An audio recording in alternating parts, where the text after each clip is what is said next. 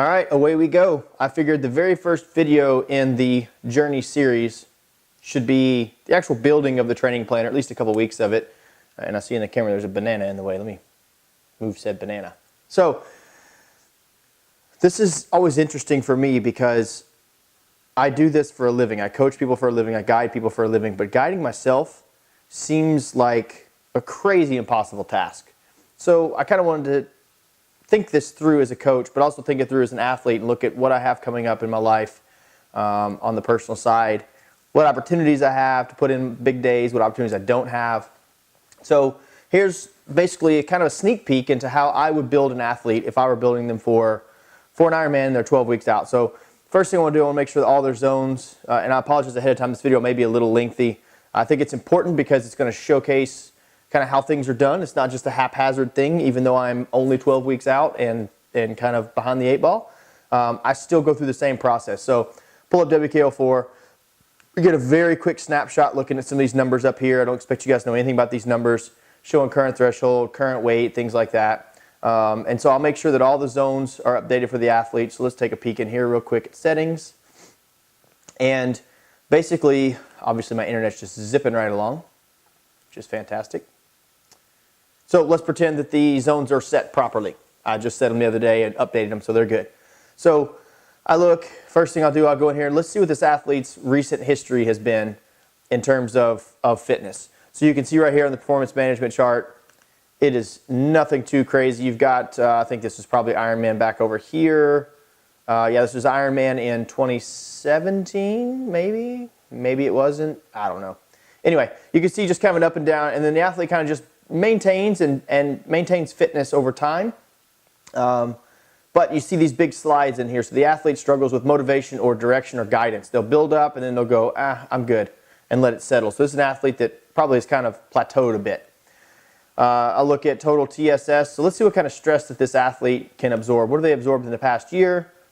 So if this athlete's average just under 300 TSS with intensity factor of 0.58, meaning the majority of their stuff is done at less than Ironman effort, so easier than Ironman effort. And you can see just a lot of inconsistency like I just indicated. So I'll go on down, don't care about peak power on the bike. Another one, duration, swim. I have swam an average of 1 minute and 8 seconds for the last 2 years. Now that's a weird data point because it samples every week and it calculates all the zeros. But basically what I do is I look at all of this on here and I get a good snapshot of this athlete's current fitness. You look at time and heart rate zones. That lets me know, are they going too hard too often, things like that. I see a lot of base work in here. Come in here and look, longest spike duration, longest run duration. Very, very important. I should be able to look at this in the last 6 months. Longest duration was 4 miles running, 4 miles, and 4.5 miles. So 42 minutes, 42 minutes, 43 minutes. So I know that I cannot give this athlete, and I say this athlete, it's myself, but I cannot give myself any runs in the first couple of weeks that are longer than about 50 minutes. At least not with any frequency, maybe once occasionally. But building up, so I know it's going to be, with the time crunch, it's going to be big strength focus. Time and power zones, same thing as heart rate zones. Time and speed zones, lots of base running. This athlete, I've spent 94% of the time in base running. I've been doing a lot of nose breathing, a lot of things like that to develop the aerobic system. So none of this other stuff is really relevant. So let's go in here and look. Let's build out a couple of weeks real quick. So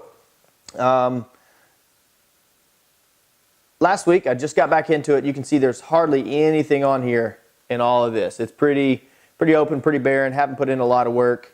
And then you come down here, and this is what I'll consider kind of the prep week. Came out of the gates firing after I signed up for the race. Put in almost 10 hours of training. CTL went from 23 to 30, so that tells me a 7 CTL jump is a pretty good jump, especially for the first week out of the gates. I could not maintain that for 3 or 4 weeks in a row, but it was a way to get myself jump started, knowing I was going to have a down weekend. Cinco de Mayo, right? We all celebrated that because we all like to celebrate that. And then Saturday I spent all day fishing. So there's a physical tax here, and this is what isn't accounted for sometimes by athletes is I spent literally all day fishing, and I was absolutely wrecked when I got home that night. Doesn't sound like hard work. Paddled the kayak a lot, battled the waves quite a bit in the wind, and stayed in the heat. So there's dehydration in here. So you got to think about that as you're building into this stuff. Sunday, got up super early, so I was very tired when I woke up at 4:15 that morning to go to kids triathlon. Woke up this morning, completely tired. Woke up at 1 a.m., was like dead asleep. Like just could not open my eyes. So the goal today, I put that in there. My pool is closed today, cannot swim today. So the goal today is 2-hour bike. And I just started putting bits and pieces in here. But this week, I'm going to go ahead and build out this week so you can see how I would do it. So we'll go 3-hour and we'll go 40-minute run. It's probably going to be about 35 TSS. And these are just estimated things. These aren't things for you to look at and go, oh, hey, what's that? How's that?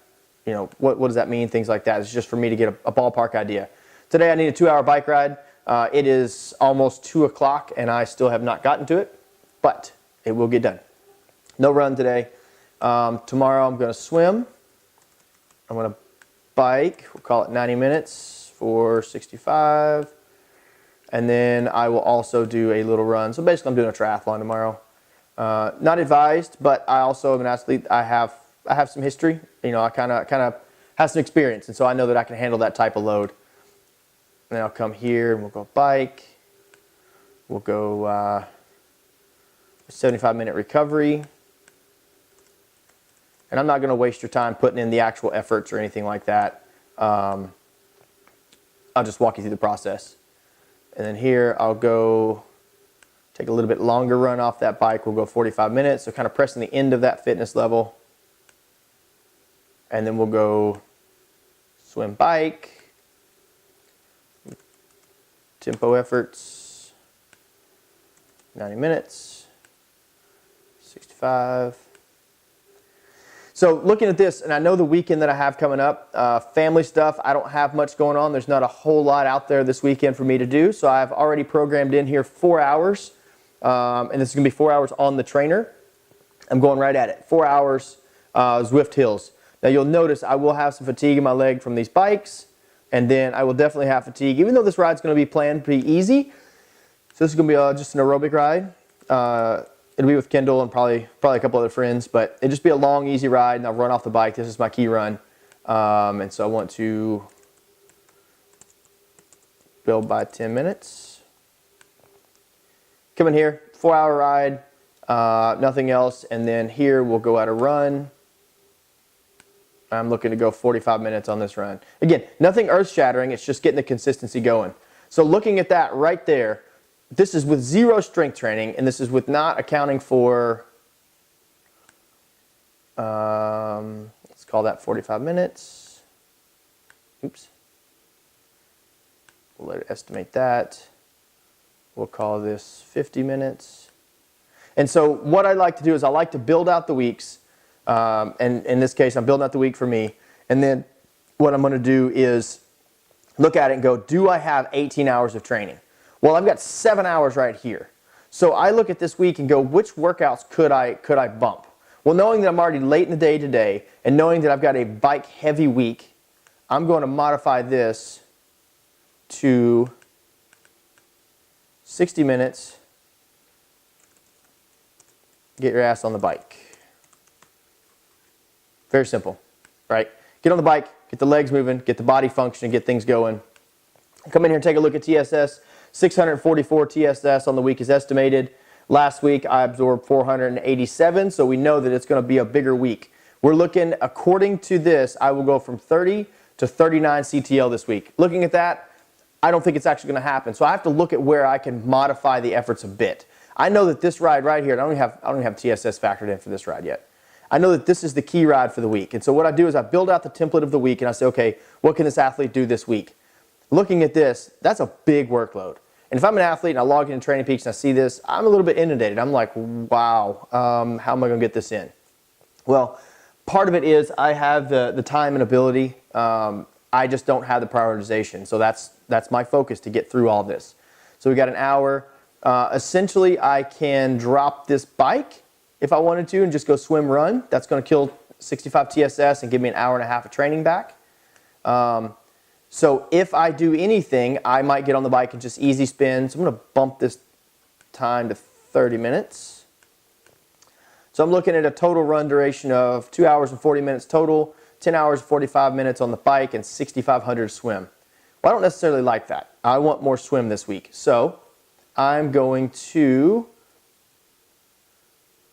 let's add a swim here. And let's go with, knowing I'm going to be cooked later in the week, 2,000, 25, 45, done. So that should put me at 8,500 swim, should put me at 45, 240 run and 1040 bike. The bike is the one thing I might modify this week depending on everything else. The swim is priority. Like I said earlier, you can fake your way essentially through the bike and the run. You can survive it and your mind can get you through it. The swim you cannot. You can't fake it. You either have the fitness or you don't. It's very, very simple. So this is how I would typically build a week. I'm going to modify this week some more after I shut this video off. I don't want to bore you guys with too much of this garbage. But this is essentially the creation of a week and how a week gets built. And maybe I'll do this each week. I'll do a very short video seeing how I built the week and how I kind of go through the week. So this is pretty much it in a nutshell. I won't bore you with the details, but I think it's important for you to see that I am now having to put a plan in place. And even more than put a plan in place, I have to execute.